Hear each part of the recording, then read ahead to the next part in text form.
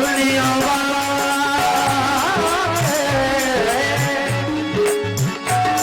दुनिया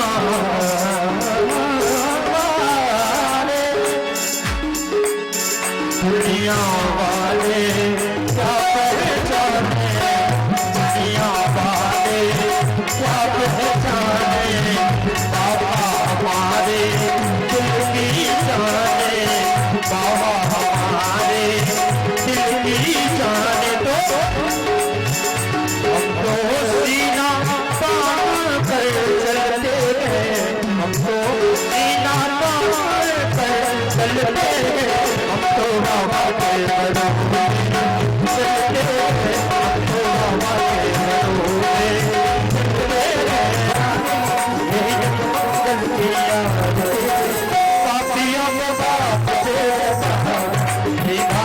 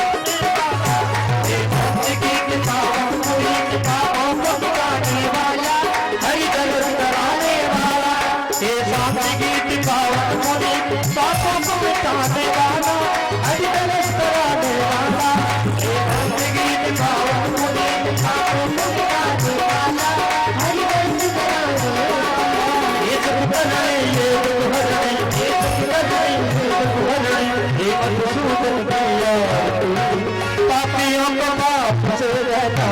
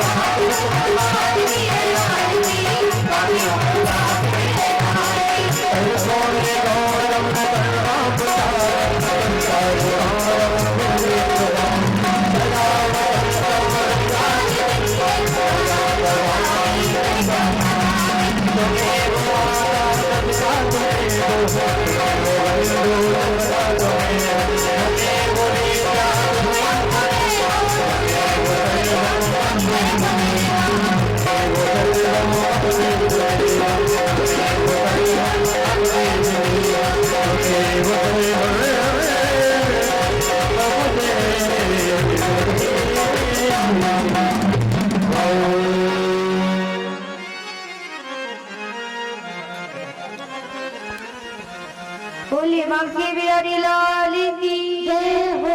बोले भागवत महापुराण की जय हो।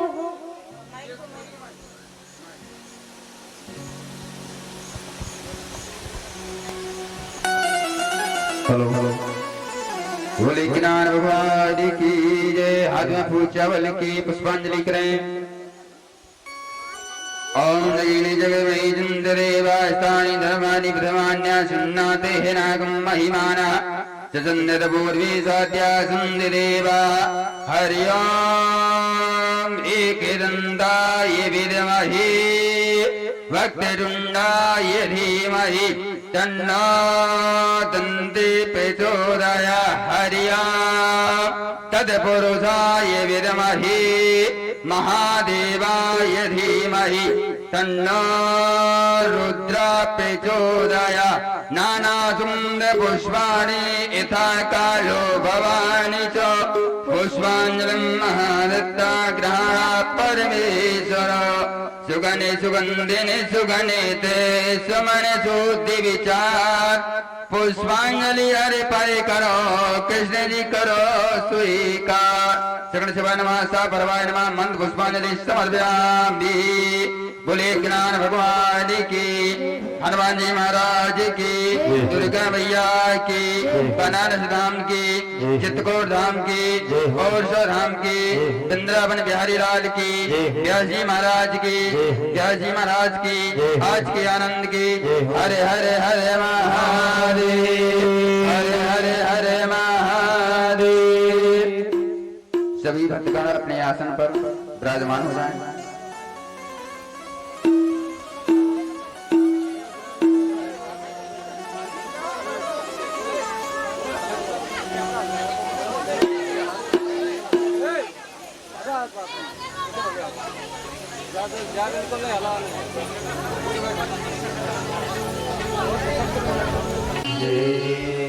नगर के समस्त देवी देवताओं की जय जय श्री राधे श्याम।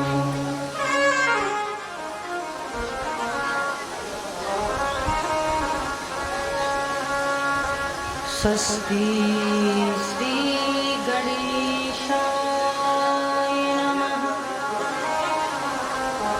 श्री सरस्वती नमः। श्री अंजनी नंदनाय नमः।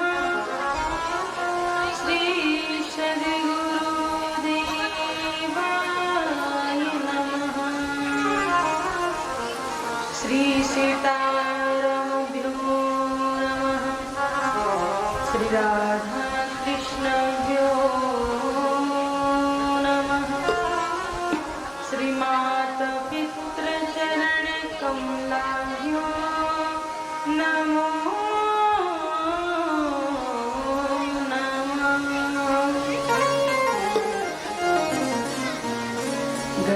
गजाननं भूतगणाधिसेवितं कपितजम्बो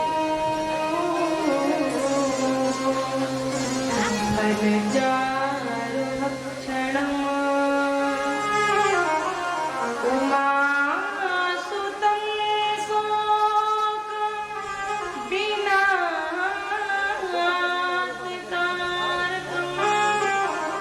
नमामि विघ्नेश्वरपादपङ्कजम्।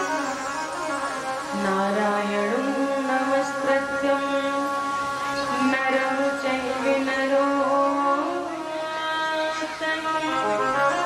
देवीं सरस्वतीं व्यासं ततो जयमुदीरयेत्।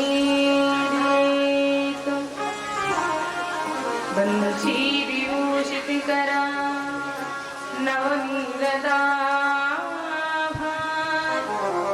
पीताम्बरादरुणबिम्ब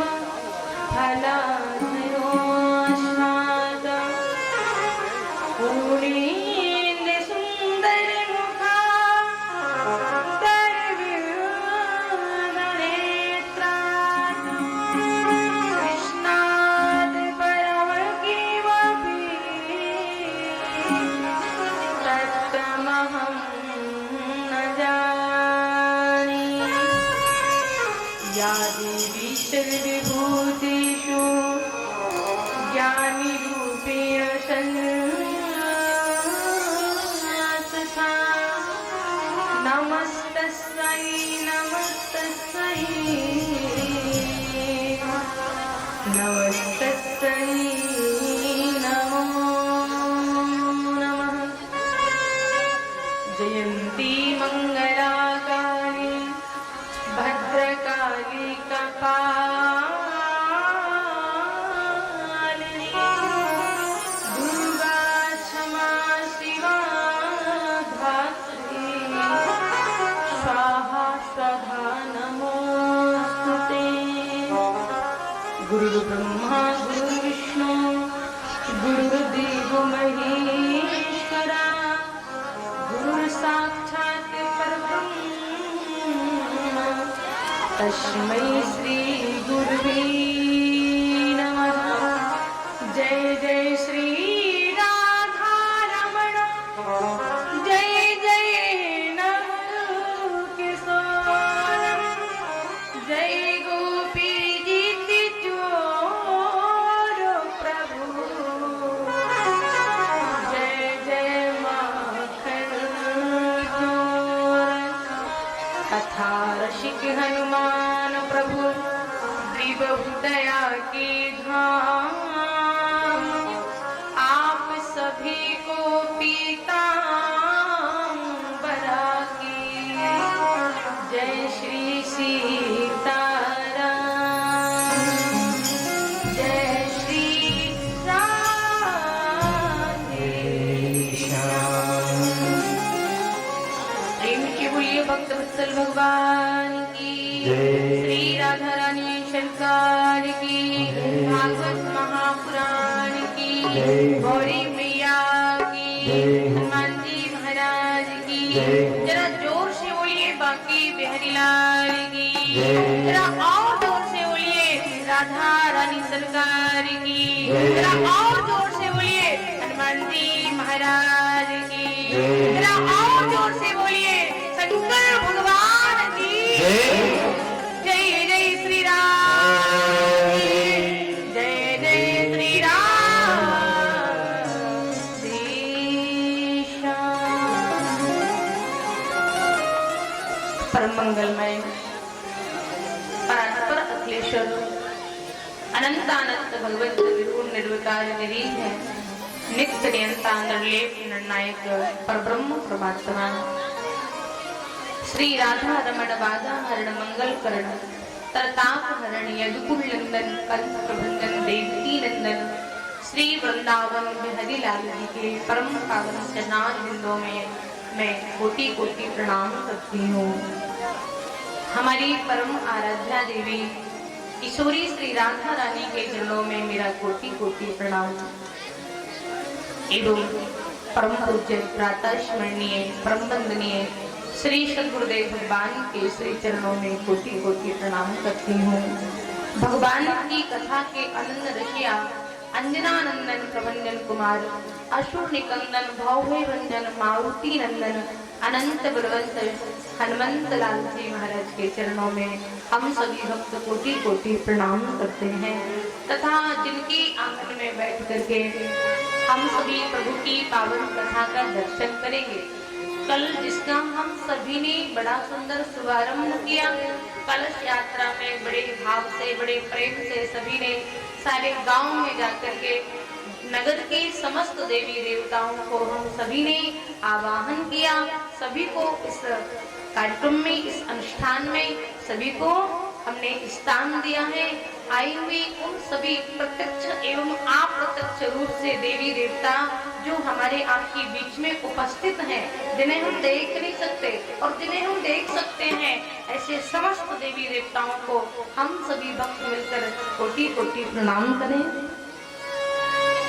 और जगतजननी पराम्बा भगवती गौरी मैया के चरणों में हम सभी भक्त कोटि कोटि प्रणाम करते हैं, जिनकी कृपा हम सभी ग्रामवासियों पर निरंतर बरस रही है। और आप लोग तो इनकी छत्र छाया में रह रहे हो, छत्र छाया में तो मैं भी रहती हूँ क्योंकि वो जगत की माँ है, लेकिन इतना कह सकती हूँ कि मैं इनकी शरण में तो जब आप आती हो, जब आप मुझे बुलाते हैं। लेकिन ये मैया की कृपा है, ये उनका ही आशीर्वाद है, उनकी कृपा है कि वही मुझे यहाँ खींच करके लाती है ना। आप लोगों ने सोचा भी नहीं होगा, क्योंकि अब दीदी आएंगी है ना, सोचते हैं कि कभी कथा होगी, लेकिन कथा का प्लान कितने जल्दी बन गया। अभी 2 महीने पहले चाचा गए थे उड़ीना में, तब कोई प्लान नहीं था कथा का, लेकिन 15 दिन के अंदर ही पूरा प्लान बना और कथा फाइनल हो गई। तो ये माता की कृपा है, गौरी मैया की कृपा है। बोलिए गौरी मैया की, शंकर भगवान की, बांके बिहारी लाल की। तो भोलेनाथ के चरणों में सभी भक्त कोटि कोटि प्रणाम करते हैं। परिचित के रूप में उपस्थित हमारे चाचा श्री सुरेश यादव जी, चाची जी और भैया राहुल जी एवं इनका समस्त परिवार, और भी हमारे कमेटी के समस्त पदाधिकारीगण, आप सभी को मेरा राधे राधे। आए हुए सभी भक्तों को मेरा राधे राधे। आए अब हम सब मिलकर के प्रभु की पावन कथा का दर्शन करते हैं। और हमारे मंदिर के पुजारी जी महाराज माता की जो सेवा करते हैं दिन रात, ऐसे हमारे पुजारी जी महाराज वास्तव में ये संत हैं। ऐसे संत भगवान को मेरा राधे राधे। आए सभी मिलकर के प्रभु की पावन कथा का दर्शन करें। कथा में प्रवेश करने से पहले बड़े भाव से, बड़े प्रेम से प्रभु नाम संकीर्तन करते हुए सब कथा का दर्शन करेंगे। तो मेरे साथ मिलकर के आप सभी बड़े भाव, बड़े प्रेम से गाएं।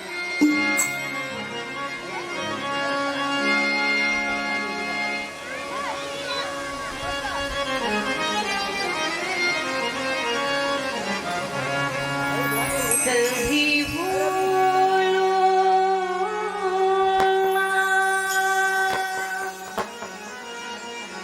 ओ कभी भूलो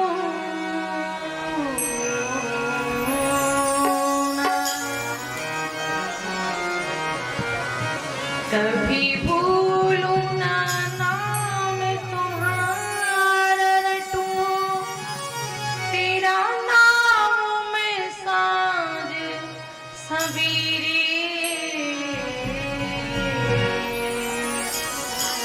राधा रमना मेरे, राधा रमना मेरे, राधा रमना मेरे, राधा रमना मेरे, राधा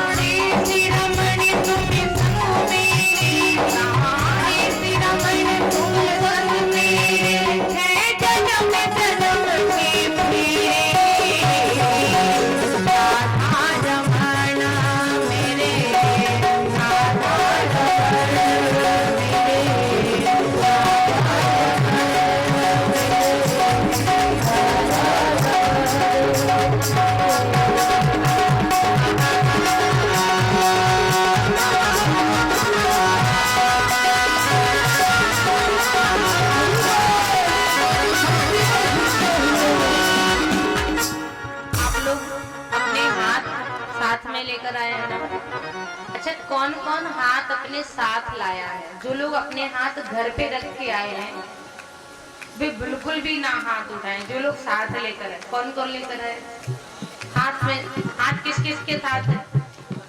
सबके साथ है ना। तो बड़े भाव से बड़े प्रेम से सब कहेंगे राधा रमण मेरे राधा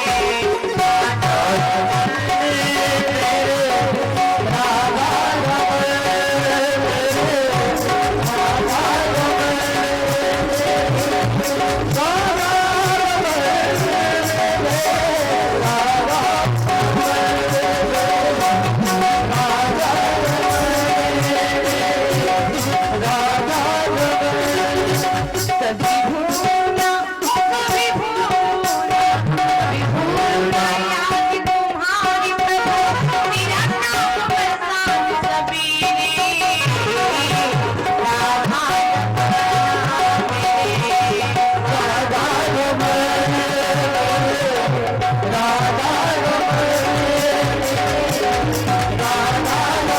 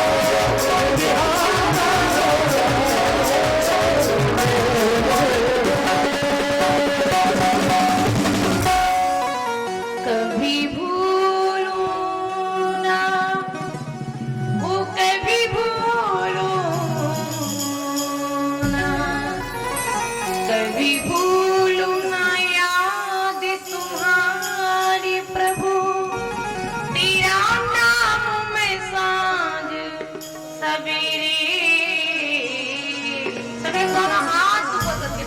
राधा रमण मेरे राधा रमण मेरे राधा रमण मेरे राधा रमण मेरे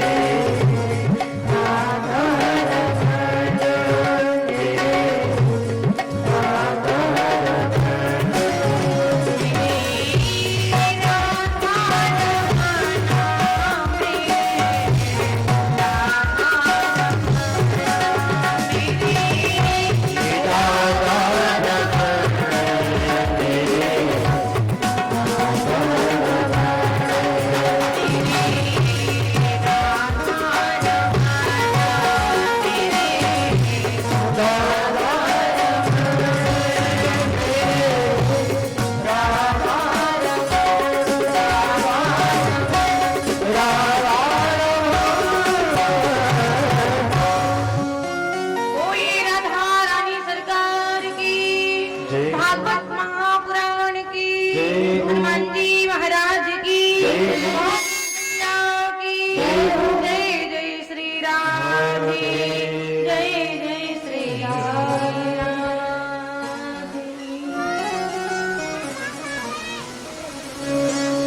परमंगलमय परमहंस संहिता वैष्णव संतों का परम धन मेरे गोविंद की बांगमयी प्रतिमूर्ति श्रीमद् भागवत महापुराण। आए करे बंधु, आज इस सुंदर अनुष्ठान का शुभारंभ करते हैं।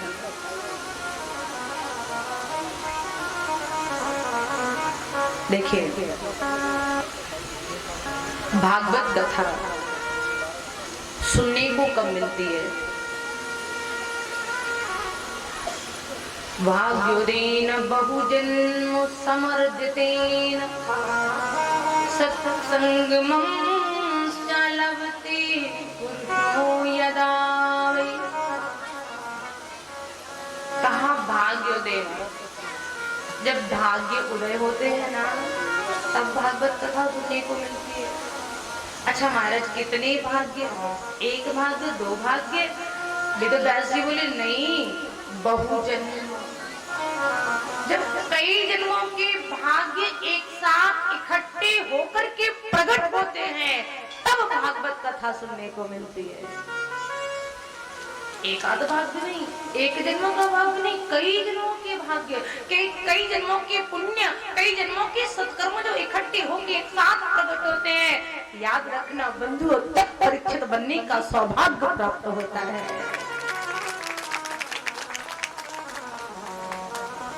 महाराज अच्छा, जिसने कोई सत्कर्म नहीं किया, जिसने कोई पुण्य किया ही नहीं है, क्या उसे भागवत सुनने को नहीं मिलती? बोलो, अगर भाग्यशालियों को ही मिलती है तो जिसने कोई पुण्य किया ही नहीं है, जिसने कोई सत्कर्म नहीं किया, उसे कथा सुनने को नहीं मिलती क्या? व्यास जी कहते उसे भी मिलती है, पर उसे कब मिलती है? विभीषण जी कहते हैं हनुमान जी से, क्या कहा कि मैं तो निशाचरों के वंश में जन्म लेकर आया, मैंने कोई पुण्य नहीं किया, कोई सत्कर्म नहीं किया, लेकिन मुझे सत्संग मिल रहा, मुझे कथा मिल रही है। क्यों? बोले अब मोहे भाव भरोसे हनुमंता, बिन हरि कृपा मिलहि नहीं संता। बोले अब मोहे भाव भरोसे हनुमंता, बिन हरि कृपा मिलहि नहीं संता।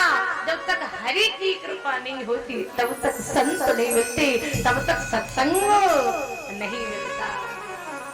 प्रेम से कहो राधे राधे, जोर से कहो राधे राधे। कल से 4-4 रोटी एक्स्ट्रा और खा के आओ। राधे राधे जोर से बोलना होगा, और इतनी जोर से बोलना होगा कम से कम दतिया तक तो आवाज पहुंचनी चाहिए ना प्रभु की राधे राधे की। और इधर महीवा तक, उधर गोविंदपुर तक, बड़ौनी तक। महाराज या फिर मेरे परमात्मा की कृपा हो जाए तब वो सत्संग सुनने को मिलता है, या तो जीवन में पुण्य उदय हो जाए तब सत्संग सुनने को मिलता है। ये तो हम सब पर डायरेक्ट गौरी मैया की कृपा है। कई जगह मैंने देखा है कि ऐसे गांव भी पड़े हैं जिस गांव में अभी तक कोई भागवत ही नहीं हुई। एक दो बार हम ऐसे गांव में कथा करने गए, लोगों ने कहा दीदी यहाँ तो पहली बार भागवत हो रही है, लेकिन धन है बेचारी, जब तक नहीं थी, जब तक कथा नहीं हुई तब तक तो कोई नहीं, लेकिन अब ये 2 साल कोरोना आ गया, बकाया मुझे लगता जब से हम आपसे जुड़े हैं तब से हर वर्ष कथा होती है। प्रेम से कहो, जोर से कहो, ये तो प्रभु की कृपा है और माता रानी की कृपा है। तो आए इस शुभारंभ, इस अनुष्ठान का शुभारंभ करते हैं।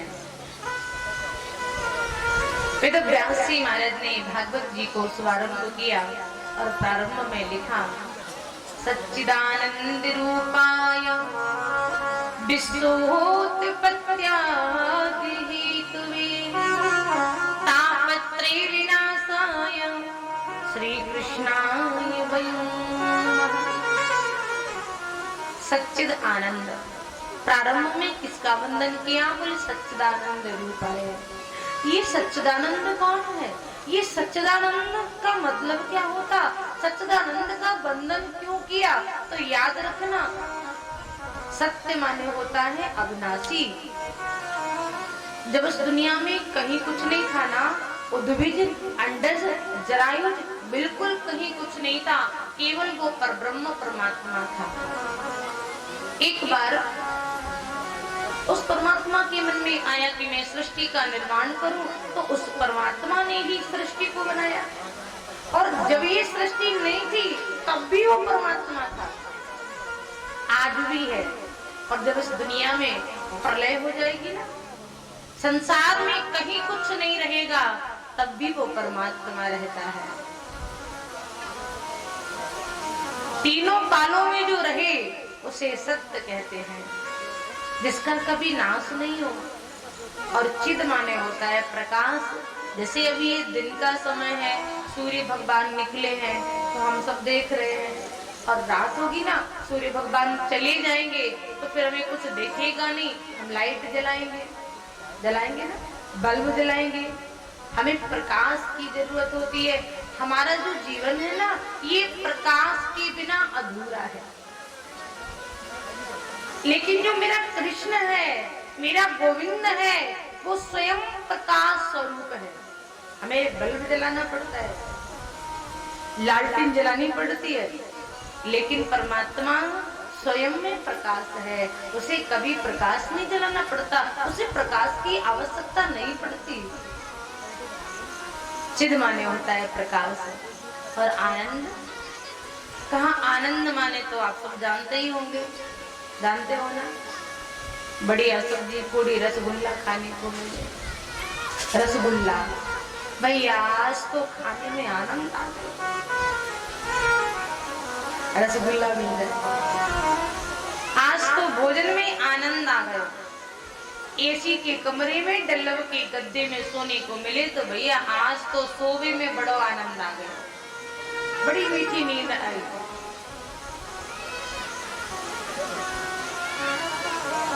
तो ये आनंद है क्या? नहीं है, ये आनंद नहीं हो सकता। ये सुख हो सकता है लेकिन आनंद नहीं हो सकता है।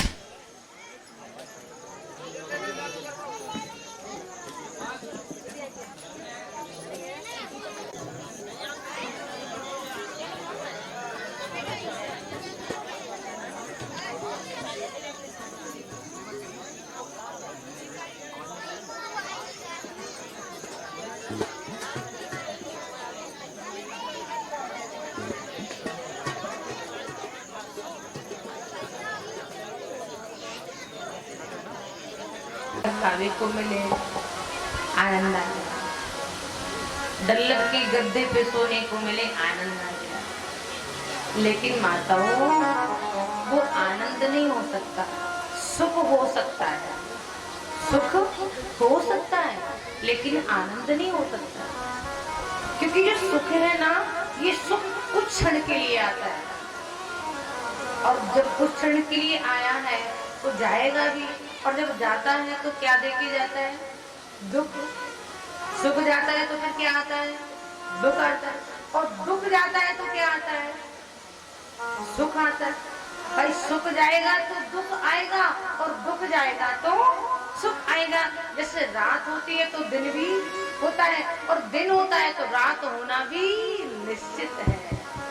ये प्रकृति का नियम है, इसे झुटलाया नहीं जा सकता।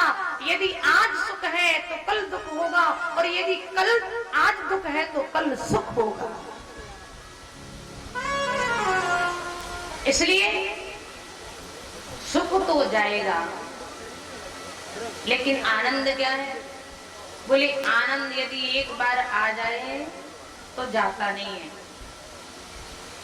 आनंद पहले तो जल्दी पल्दी में आता ही नहीं है। प्रेम से कहो, जोर से कहो, पहले तो ये जल्दी पल्दी में आनंद आता नहीं है, और यदि एक बार आ जाए तो फिर जाता नहीं है। आपको पता है आनंद कौन है? कौन है आनंद? बोले नंद की आनंद भयो, जय कन्हैया लाल की। नंद के आनंद भयो, जय कन्हैया लाल की। नंद की आनंद भयो, जय कन्हैया लाल की। नंद के आनंद भयो, जय कन्हैया लाल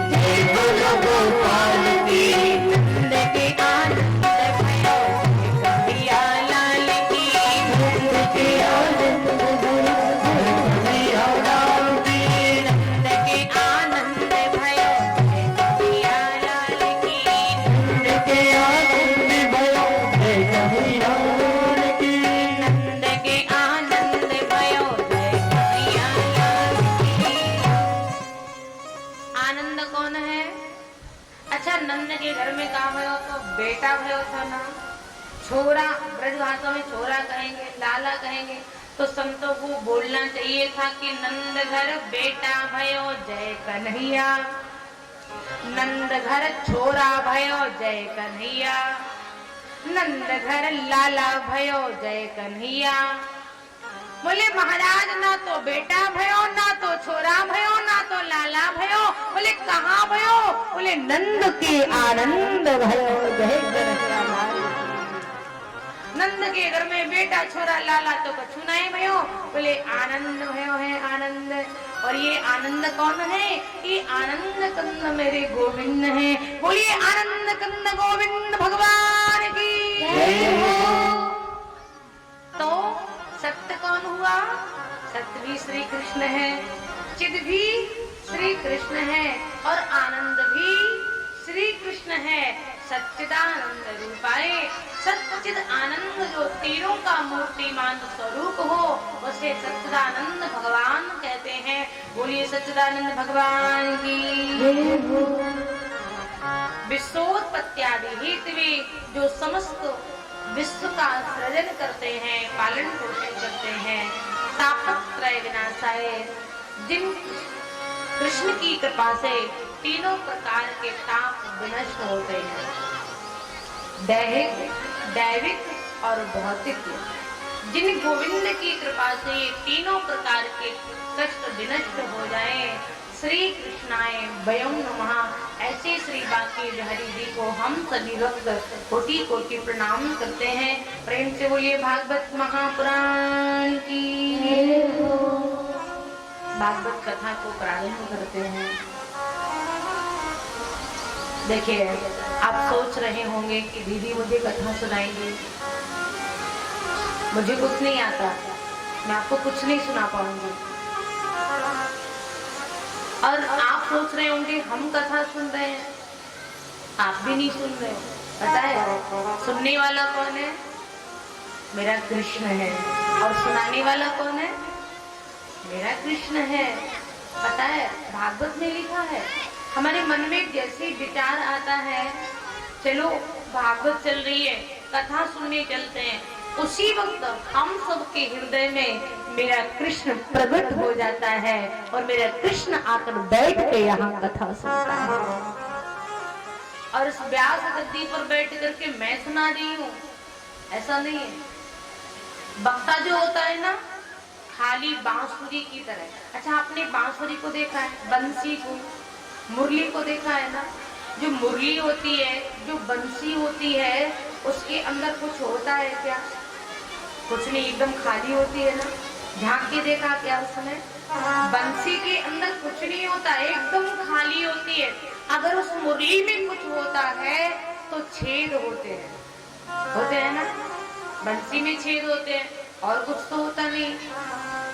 और जिसमें छेद हो, छिद्र हो, हमारे शास्त्रों में उसको दूषित कहा जाता है। लेकिन जब उसी छिद्रों वाली मुरली को मेरा कृष्ण अपनी अधरों पर धारण करके फूंक मारता है तो वो बांसुरी भी मीठी मीठी तानों के द्वारा बजने लगती है। उस बांसुरी से मीठी मीठी तान निकलने लगती है। बंधुओं, ऐसे ही वक्ता व्यास गादी पर बांसुरी की तरह बैठता है, उसमें उस बांसुरी में फूंक मारने वाले तो मेरे वृंदावन बिहारी लाल जी हुआ करते हैं। दिन से बोलो बांकी बिहारी लाल की। तो कथा सुनाने वाला कौन है? श्री कृष्ण है। और सुनने वाला कौन है? मेरा कृष्ण है। वही बैठ के सुन रहा है। अगर उनको नहीं सुनना होता तो क्या आप यहाँ तक आ पाते? क्या आ पाते? यहाँ तक नहीं आ पाते। वही यहाँ आपको खींच करके लाए हैं और यहाँ बैठ करके आपको कथा सुना रहे हैं। महाराज द्वितीय श्लोक में श्री सुखदेव जी महाराज का वंदन किया। यं प्रवदन्तमनुपेतमपेत कृत्यं द्वीपायिनो विरहिता तर आजुहाव पुत्रेति तन्मयतया तरिवो विनेदुष तं सर्वभूत हृदयं मुनिमानतोऽस्मि। भागवत जी के द्वितीय श्लोक में सुखदेव जी महाराज का वंदन किया, जिन्होंने जन्म लेते ही संन्यास धारण कर लिया। ऐसे श्री सुखदेव जी का वंदन किया। और अब महाराज श्री वेदव्यास जी महाराज ने लिखा, जैसे हम सब यहाँ बैठे हैं कथा सुनने के लिए गौरी मैया के आंगन में, ऐसे ही पुराणों की विद्या के अध्ययन करने का एक क्षेत्र है जिसका नाम है नैमिषारण्य क्षेत्र। नैमिषारण्य क्षेत्र में 88,000 महात्मा नित्य क्रिया करके उपस्थित हैं। 88,000 महात्मा बैठे हैं। उन 88,000 महात्माओं के बीच में परम वंदनीय परम आदरणीय 20 वर्ष की आयु वाले श्री सूत जी महाराज आए। श्री सूत जी को देखा, सौनिक आदि ऋषि खड़े हो गए। महाराज मैं आपका स्वागत करता हूँ, पधारिए। तो सूत जी महाराज ने कहा, आप सब मेरा स्वागत क्यों कर रहे हो? आप सब तो मेरे से उम्र में बड़े हो, इतनी लंबी लंबी आयु वाले महात्मा, आप सब मुझे प्रणाम कर रहे हो। तो संतों ने कहा, महाराज धन वृद्धः बल वृद्धः आयु वृद्धस्तथैव च ते सर्वेऽपि ज्ञानं वृद्धः किंकरः शिष्य किंकरः। हे महाराज, कोई धन में बड़ा होता है, धन वृद्धः, बल वृद्धा, कोई बड़ा बलवान होता है। आयु वृद्धस्तथैव च, कोई उम्र में बड़ा होता है। लेकिन बंधुओं, इन सब में बड़े कौन होते हैं? इन सब में बड़ा तो वही होता है जो ज्ञान में बड़ा होता है, वो सबसे बड़ा होता है। प्रेम से कहो, जोर से कहो। हे महाराज, आप ज्ञान में बड़े हो, इसलिए मैं आपका वंदन करता हूँ। पधारिए। श्री सूत जी महाराज को सुंदर आसन दिया। अब सौनिक आदि ऋषियों ने कहा, महाराज अज्ञानी भंत विद्वंस कोटि सूर समप्रभा सूथाख्यायी कथा सारम मंकर्ण रसायनम। हे महाराज, हमारे जीवन के अज्ञान रूपी अंधकार को मिटाने के लिए आपके जीवन का जो ज्ञान रूपी प्रकाश है, कोटि सूर्य समप्रभ, करोड़ों सूर्यों के प्रकाश के समान आपके ज्ञान का प्रकाश है। हे महाराज, तो मुझे कथा नहीं, कथा का सार सुनाइए। सूथाख्यायी कथा सारम मंकर्ण रसायनम, जो मेरे कानों के लिए रस का काम करे, ऐसी कथा मुझे सुनाओ। और जैसे इतना कहा, हे महाराज बताओ, कृष्ण प्राप्ति कर्म कारम साधक साधनम तद्वदाधुनाद। हे महाराज, कलयुग के प्राणी को गोविंद की प्राप्ति कैसे हो? कृष्ण प्राप्ति कर्म कारम साधक साधनम तद्वदाधुना, कन्हैया की प्राप्ति कैसे हो, मुझे बताइए। और जब ये प्रश्न किया तो श्री सूत जी ने कहा, आपने जो प्रश्न किया बड़ा दिव्य प्रश्न किया, क्योंकि हम लोग संसार में आते हैं, संसार में खाते पीते जन्म लेके मर के चले जाते, लेकिन कभी भी जीवन के पहलुओं को समझने का प्रयास नहीं करते कि हमें ये मनुष्य का शरीर क्यों मिला है। करते हैं क्या? नहीं, खाने में, करने में, सोने में सारा जीवन बिता देते हैं। लेकिन हमारे संत कहते हैं, ओ पापी मन तू कर ले भजन,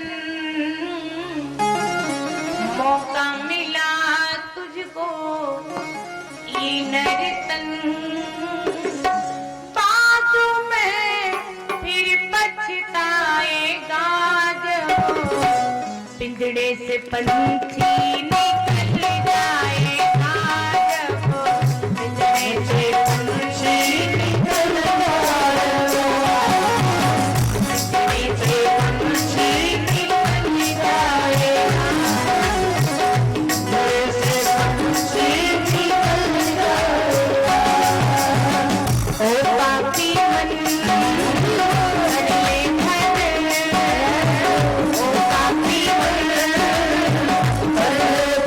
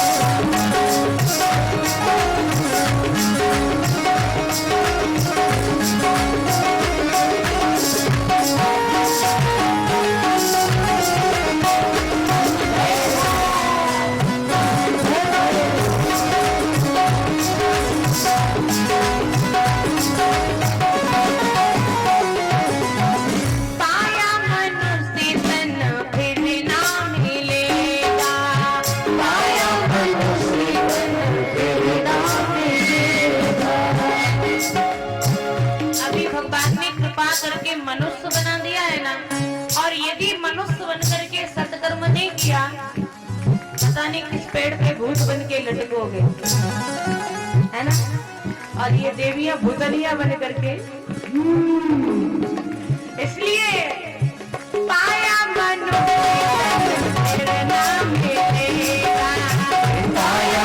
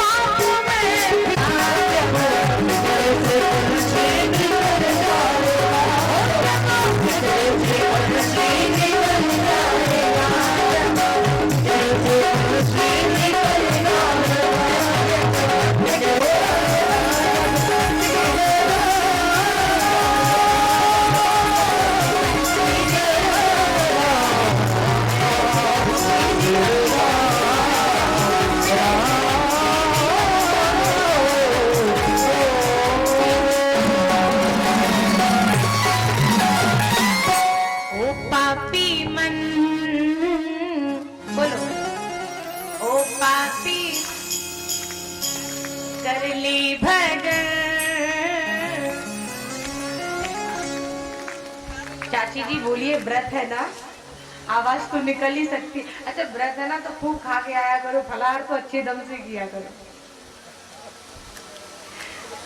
मौका मिला तुझको ये नर्तन, मौका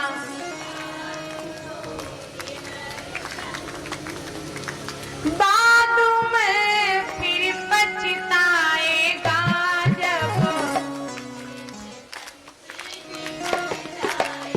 जय हो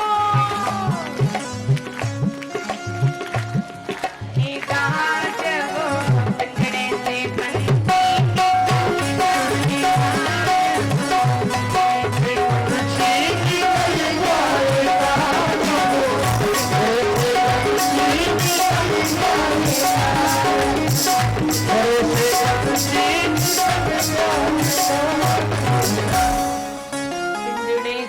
पंछी निकल जाएगा। और जब पंछी निकल जाएगा तो क्या होगा? सिर्फ पछताना ही पछताना होगा। फिर तो कुछ नहीं कर पाएंगे ना, हम कुछ कर पाएंगे क्या? कुछ नहीं कर पाएंगे। अच्छा, लोगों से कहो कि भजन करो तो लोग कहते हैं दीदी अभी जवानी है, अभी भजन करने की उम्र है। एक बार मैं एक जितने कथा करने गई तो एक भाभी जी के घर में रुकी तो मैंने उनको बोला भाभी जी भजन किया करो। बोली दीदी आपको क्या लग रहा है मैं भजन करूंगी? ये भजन करने की उम्र है मेरी। मैंने कहा भाभी भजन कब करना चाहिए? तो बोली बुढ़ापे में करूंगी। मैंने कहा आपको पता है कि आपका बुढ़ापा आएगा? पता है क्या? किसी को पता है? नहीं पता ना। अभी तो यहाँ बैठे हैं, यहाँ से जाते क्या हो जाए कोई। लेकिन चिंता मत करो, यहाँ कुछ नहीं होगा, नहीं तो कल से आने बंद कर दो, है ना? यहाँ आपको कुछ नहीं होगा। जीवन का कोई भरोसा नहीं है। बुढ़ापे में भजन करेंगे भैया। बुढ़ापे में नाक से बहेगा नाला, इन आंखों में पड़ेगा जाला, लाठी से पड़ेगा पाला जरा जिंदगानी में। आंखें फूट जाएंगी, आंखों से कुछ नहीं दिखेगा। लाठी लेकर के चलोगे, लाठी का सहारा लेकर के चलोगे, भजन करोगे। पड़े पड़े वस्त्रों पर करोगे मलमूत्र त्याग, पड़े पड़े थूकते रहोगे थूकदानी में। भजन क्या करोगे जब शक्ति ही न होगी पास? राम नाम बोलना तुम्हारी मुख वाणी में। कैसे भजन करोगे?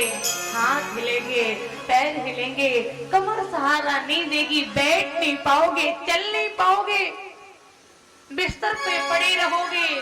इसलिए लाखों की एक बात तुमको बताई जात, भजन भगवान का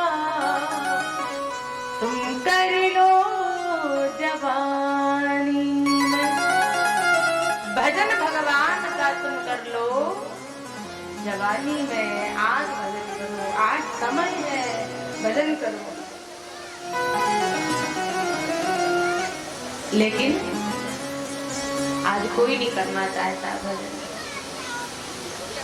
अच्छा, एक बार क्या हुआ, जब ब्रह्मा जी ने सृष्टि बनाई ना, सृष्टि की रचना करी, तो ब्रह्मा जी से जाकर के कुछ भक्तों ने कहा ब्रह्मा जी एक बात बताओ, आपने एक दिन में 24 घंटे बनाए हैं। ब्रह्मा जी बोले हाँ, तो मुझे 24 घंटे में क्या करना चाहिए?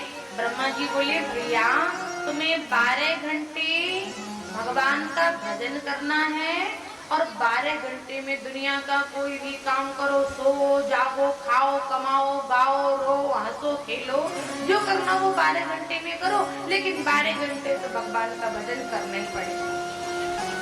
सारी जीवात्मा ने हाथ जोड़ के कहा ब्रह्मा जी 12 घंटे भजन कैसे होगा? 12 घंटे तो बहुत नहीं, बहुत होते हैं, बहुत से भी ज्यादा बहुत होते हैं। इतना भजन तो हो ही नहीं सकता हमसे, कैसे करूंगा? ब्रह्मा जी बोले एक काम करो, 20 घंटे दुनिया का कोई काम करो, खाओ, खेलो, कमाओ, सो, गाओ, हंसो, लड़ो, रो, नाचो, जो करना सो करो। लेकिन भैया और मैया 4 घंटे तो भजन करोगी ना? भक्तों ने कहा ब्रह्मा जी 4 घंटे भजन होता है क्या? तो इतने लोग यहाँ बैठे, बताओ कितने घंटे भजन करते हैं आप लोग? हाथ ऊपर करके बताए ना, सबको पता चल जाए कि हाँ हमारे गांव में भी इतना बड़ा भजनानंदी संत है। कितने घंटे भजन करते हैं आप लोग? नहीं करते हैं। हमारे पीछे एक भैया ने, एक दादाजी ने हाथ उठाया। अच्छा कितने घंटे करते हो? घंटा बताइए, 1 घंटा, 2 घंटा, 3 घंटा, कितने घंटे करते हो? देखो भैया झूठ मत बोल रहा है भैया, 10 हाथ उठा रहे हैं, 10 उंगलियां दिखा रहे हैं, नहीं मैं 10 घंटे करता हूँ। हो सकता है, ऐसा नहीं है, बिल्कुल हो सकता है। भजन उसका नाम नहीं होता कि 4 घंटे एक माला लेकर के एक आसन पर बैठ के करो, वो भजन नहीं हो सकता। भजन तो हम रोटी बनाए और गाते ही रहे, झाड़ू लगाए और गाते ही रहे। क्या गाए? दुनिया को, संसार को झुमका गिरा रे, ये गाएंगे। क्या गाना है? दुनिया को नहीं। देखो गाते तो सब है, ऐसा कोई नहीं है इस दुनिया में जो गाता नहीं है। सबको गाना आता है, सबको आता है, चाहे बच्चा हो, चाहे बूढ़ा हो, चाहे जवान हो, माताजी हो, पिताजी हो, दादी जी हो, दादाजी हो, बाबा जी, XYZ कोई भी हो, गाते सब है। लेकिन कोई रजाई में पड़ा पड़ा गाता है, कोई रोटी बनाता है तो, कोई सानी करता है तो गारी गाता है। गाते हैं ना, गाते सब है। कोई राग में गाता है तो कोई बेराग गाता है, कोई सुर में गाता है तो कोई बेसुरा, लेकिन गाते तो सभी है ना। कोई राग में, किसी को राग में नहीं आता तो बेचारा बेसुरा गाता ही है। खेत में चला जा रहा है फिर भी गुनगुनाता गाता चला जा रहा है, सब गाते हैं। देखो भैया गाना है ही,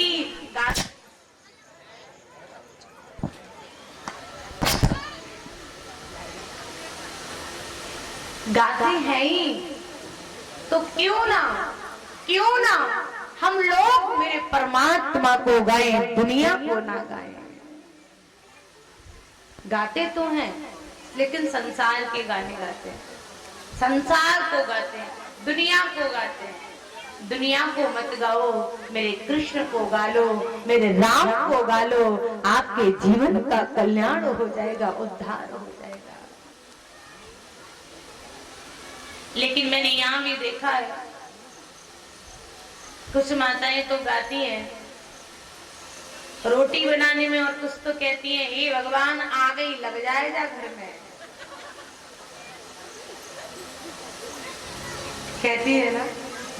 रोटी बनाती जा रही है, आगे लग जाए, पूरी तरह हट गए हम तो जाकर, आगे लग जाए, आगे लग जाए। देखो माताओं, हमारे शास्त्र कहते हैं आप जब रोटी बनाओ, रोटी जिस भाव से बना रही हो आप, वो भाव उस भोजन पे पड़ता है, उस रोटी पे पड़ता है। अगर आप अच्छे शांत भाव से रोटी बना रही हो तो आपके परिवार के लोग जब रोटी खाएंगे ना तो उनकी अंदर भी शांति आएगी। लेकिन जब आग लगाते हुए रोटी बनाओगी तो फिर जो भी वो रोटी खाएगा वो आग ही लगाएगा। प्रेम से कहो, जोर से कहो, और जोर से कहो, और जोर से कहो, जरा और जोर से कहो। तो महाराज गाते हैं हम, दुनिया को मत गाओ, मेरे कृष्ण को गाया करो, मेरे राम को गाया करो। माताओं कोई भी काम करो, रोटी बनाओ, बर्तन धो, खेत पे जाओ, सानी करो, चारा करो, जो करना वो करो। गोस्वामी जी ने लिखा भी है श्री रामचरितमानस में, करे सी करामा करहु विधि नाना,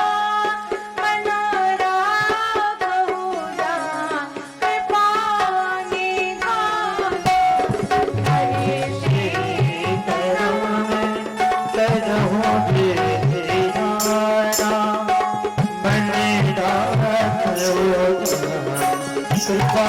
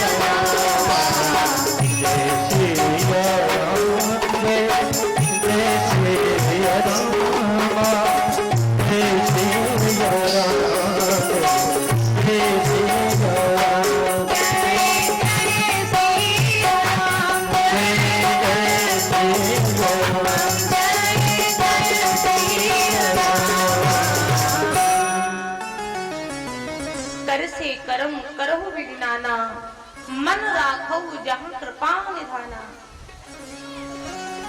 शरीर से कोई भी काम करो लेकिन मन से परमात्मा का भजन करो। महाराज ब्रह्मा जी बोले 20 घंटे दुनिया का कोई काम करो लेकिन 4 घंटे परमात्मा का भजन करना। सारे जीवात्माओं ने फिर हाथ जोड़ के कहा ब्रह्मा जी 4 घंटे, ये 4 घंटे भजन कैसे हो सकता है? अच्छा महाराज 4 घंटे नहीं हो सकता है तो क्या करूं? जीवात्माओं ने कहा ब्रह्मा जी थोड़ा भजन से कम कर लो, दुनिया के काम के लिए बढ़ा दो, क्योंकि 20 घंटे में ही कमाए खाएं सोए गाएं तो कैसे हो सकता है? इतने सारे काम है 20 घंटे में, दुनिया के काम के लिए बढ़ा दो, भजन में कम कर दो। ब्रह्मा जी ने कहा ठीक है भैया 23 घंटे दुनिया का कोई काम करना लेकिन बस 1 घंटे मेरे परमात्मा का भजन करना। जैसी कहा 1 घंटे भजन करना, जीवात्माओं ने फिर हाथ जोड़ के कहा ब्रह्मा जी 1 घंटा भी भजन नहीं हो सकता। बोलो होता है क्या? 1 घंटे भी भजन करते हैं हम लोग? नहीं करते। ब्रह्मा जी बोले 1 घंटा नहीं कर सकते तब क्या करूं? जीवात्माओं ने कहा ब्रह्मा जी थोड़ा और कम कर दो, इससे भी कम कर दो 1 घंटे में। तब ब्रह्मा जी ने कहा भैया 1 घड़ी आधी घड़ी आदियों में बुनियाद, तुलसी संगत साधु की हरे कोट अपराध। 1 घड़ी आधी में पुनाद, तुलसी संगत साधु की हरे कोट अपराध। आज जिस परमात्मा ने हमें सब कुछ दिया, सुंदर तन सुंदर मन धन दौलत सब कुछ दिया, लेकिन उस परमात्मा को हमने क्या दिया? कभी सोचा क्या? कभी सोचा आपने? उसके लिए हमने क्या किया? कुछ नहीं किया। आज हमारे पास 10 मिनट का समय भी नहीं होता भगवान के पास जाने के लिए। एक बात मैं आपसे कहूं, सारे दिन में समय निकले या ना निकले, लेकिन शाम को बस एक बार गौरी मैया के सामने जरूर आ जाया करो। आपने अपने जीवन में जो भी सत्कर्म किया, जो भी पाप किया, जो भी पुण्य किया, जो भी किया हो, एक बार शाम को आकर के पूरे दिन का बायोडाटा मेरी माँ के सामने खड़े होकर के कह देना, माँ आज मुझसे ये अपराध हुआ है, माँ आज मुझसे ये गलती हुई है। गारंटी के साथ कहती हूँ वो माँ आपको क्षमा कर देगी, आपको हृदय से लगा देगी। लेकिन एक बार अपने जीवन का पाप आकर के मेरी माँ से कहना तो सही। लेकिन हम लोग पाप करते हैं फिर भी सोचते परमात्मा की नजरों से बच जाऊंगा। बच पाओगे क्या? याद रखना उस परमात्मा की नजरों से कोई नहीं बच पाता, क्योंकि मेरे मालिक की दुकान है सबका जीवन खाता। मेरे मालिक की दुकान में है सबका जीवन खाता। मेरे मालिक की दुकान है सबका जीवन खाता। मेरे मालिक की दुकान जैसा कर्म करे रे प्राणी, जैसा कर्म करे रे प्राणी, जैसा कर्म करे रे प्राणी, जैसा कर्म करे रे प्राणी, वैसा ही फल पाता। मेरे मालिक की दुकान है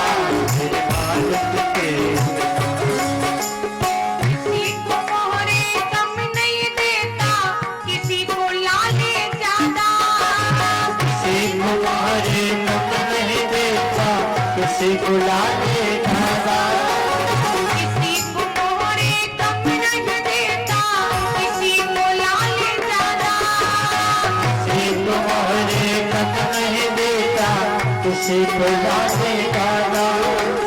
ऐसा कर्म करे रे प्राणी, ऐसा कर्म करे रे प्राणी, ऐसा कर्म करे रे प्राणी, ऐसा कर्म करे रे प्राणी। ऐसा ही करवाता तेरे मालिक से, तेरे मालिक की दुकान, ऐसा क्या ही करवाता तेरे मालिक की दुकान, ऐसा क्या ही करवाता तेरे मालिक की दुकान, तेरे मालिक की दुकान है, तेरे मालिक की दुकान, तेरे मालिक की दुकान, तेरे मालिक की दुकान, तेरे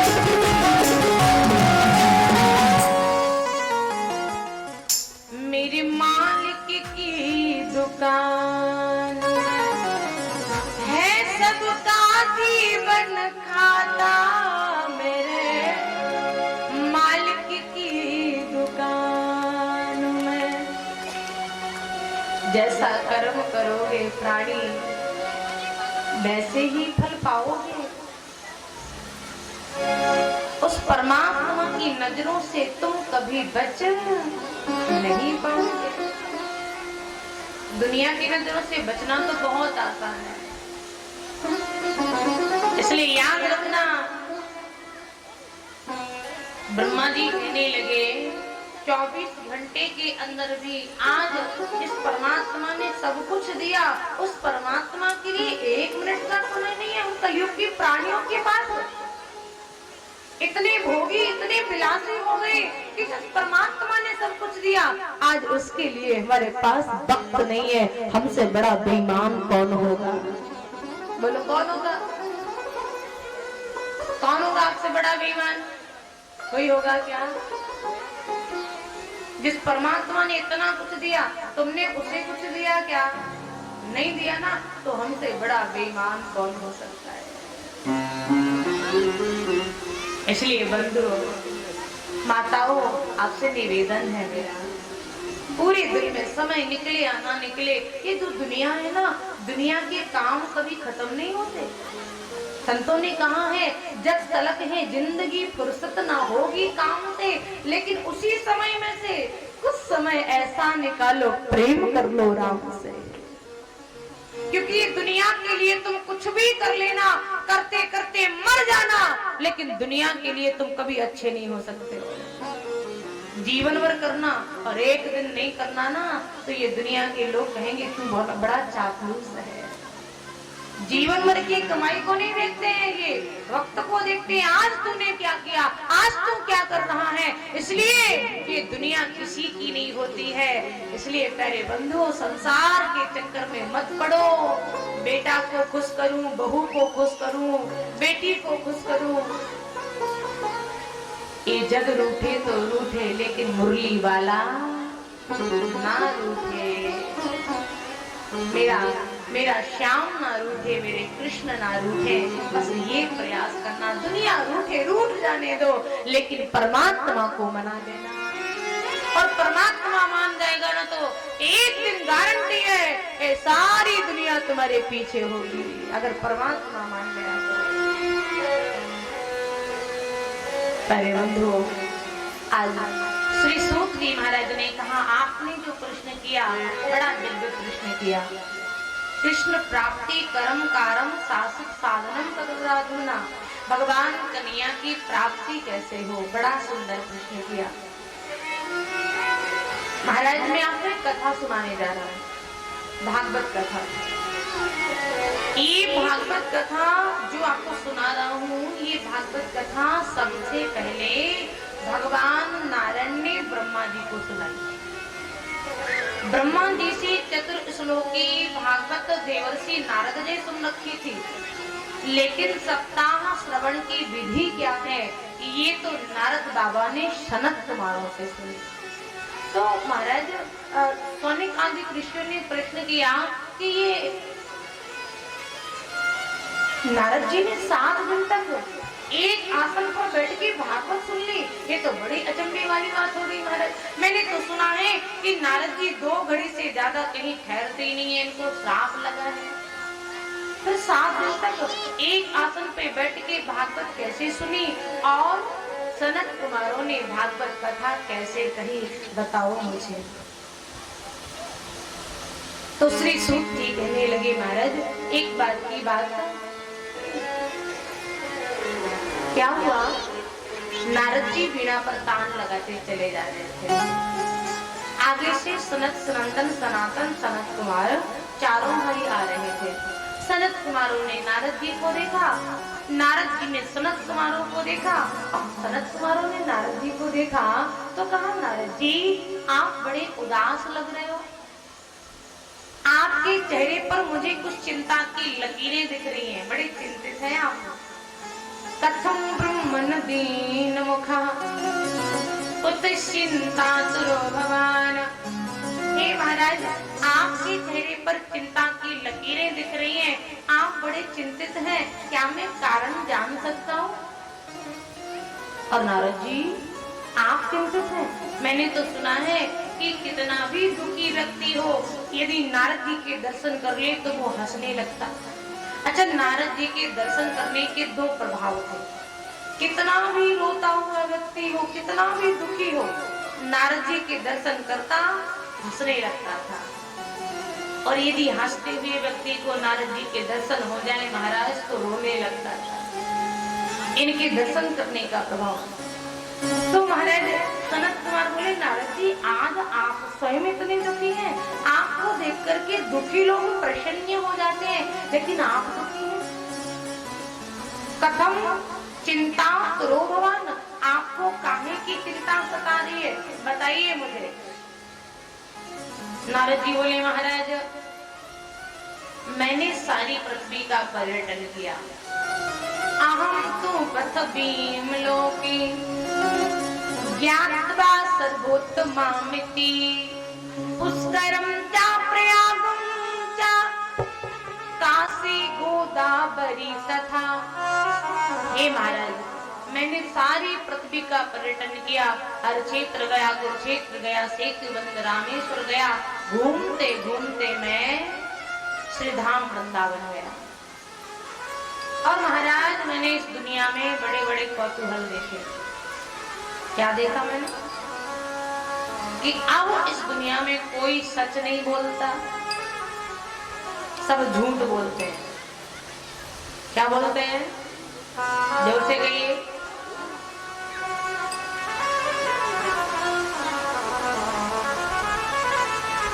कोई सच नहीं बोलता है, सब झूठ बोलते हैं। और जब से ये फोन चला तब से तो कुछ मत पूछो। किसी ने फोन किया, कहाँ होंगे रिछारी में, तो कहेंगे विदतिया में है ना। कितना झूठ बोलते हैं। किसी शायर ने कहा है, झूठों ने कहा झूठों से कि झूठ मत बोलो। ध्यान से सुनना, झूठों ने कहा झूठों से कि झूठ मत बोलो। सरकारी ऐलान हुआ है, झूठ मत बोलो। सरकारी ऐलान हुआ है कि झूठ मत बोलो, लेकिन घर के अंदर झूठों की एक मंडी है। घर के अंदर झूठों की एक मंडी है, बाहर बोर्ड लगा है, उस बोर्ड पर लिखा है झूठ मत बोलो। प्रेम से कहो, जोर से कहो, है ना। नाम क्या है? हरिश्चंद्र जी महाराज। काम क्या है? सुबह से लेकर शाम तक सिर्फ शुद्ध प्योर वाली झूठ बोलना, है ना। आपने देखा होगा कुछ लोग बिल्कुल प्योर झूठ बोलते हैं, काम ही होता है सुबह से लेकर शाम तक झूठ बोले। नाम तो हरिश्चंद्र जी है, काम तो सिर्फ झूठ बोलना है। महाराज नारद जी कह रहे हैं कि मैंने इस कलयुग में देखा कि कोई सच तो बोलते ही नहीं है, सब झूठ बोलते हैं। और महाराज, और मैंने एक कौतूहल और देखा। क्या देखा? मैंने ये देखा कि अब घर में तो नई बहू की चलती है, बूढ़ी डुकरियन को तो कोई पूछे ही ना है ना। बहू जो कहे घर में वही होता, बूढ़ी माँ का वो कौन पूछता, बेचारी बैठी रहती एक कोने में।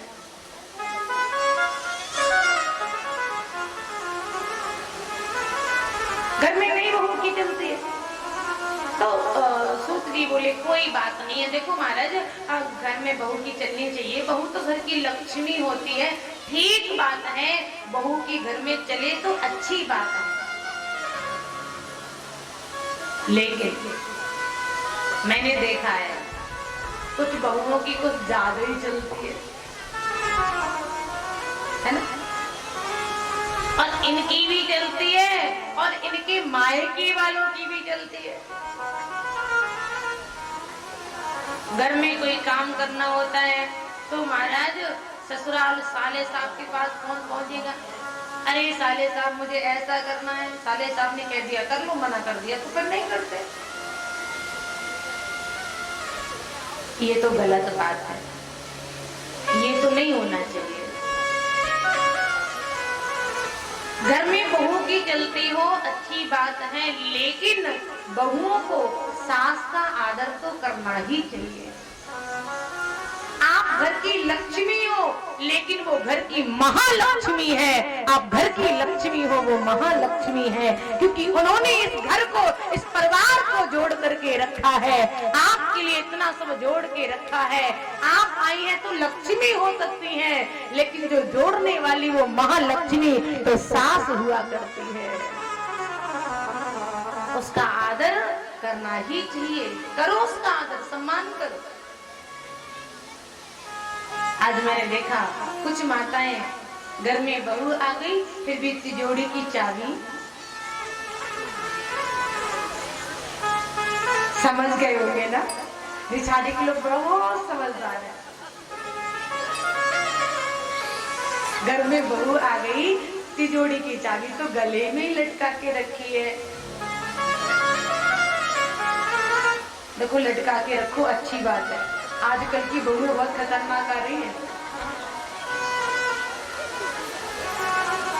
बहुओं को मालिक बनाओ, पर इतना भी मालिक मत बनाना कि बुढ़ापे में रोटी के लिए तरस जाओ। इस बात का विशेष ख्याल रखना। मालिक बनाओ, अच्छी बात है। बहू को गृहस्थी सौंप दो, बेटे को सौंप दो, लेकिन अपने पास भी कुछ ना कुछ रख लेना, क्योंकि समय बदलने में देर नहीं लगता, इंसान बदलने में भी देर नहीं लगती। किसी ने कहा है अब गैरों से क्या गिला करें, अपने बदल गए, गैरों से क्या गिला करें, अपने बदल गए।